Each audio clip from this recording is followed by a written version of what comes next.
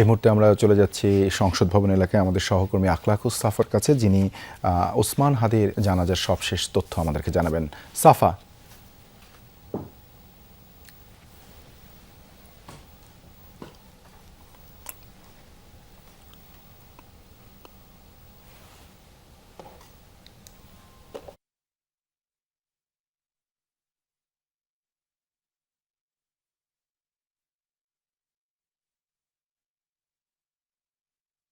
দেখতে পাচ্ছি যে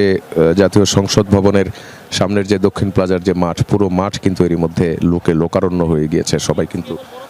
ইনকিলাব মঞ্চের মুখপাত্র ওসমান হাদির যে জানাজা অনুষ্ঠিত হবে, প্রথম জানাজা, সেই জানাজায় অংশগ্রহণ করার জন্য আমরা দেখতে পাচ্ছি যে এই সংসদ ভবনের যে দুটি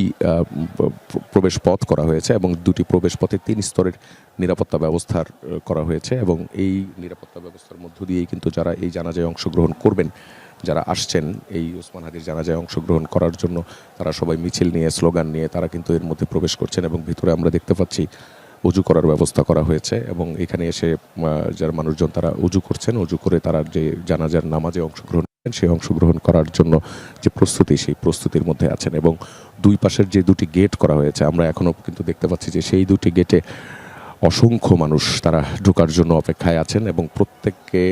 শরীর সার্চ করার পাশাপাশি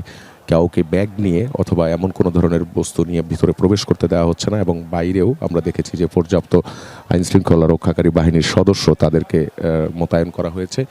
এবং পুরো এলাকার যে সার্বিক নিরাপত্তা, সেই সার্বিক নিরাপত্তা নিশ্চিত করা হয়েছে। এরই মধ্যে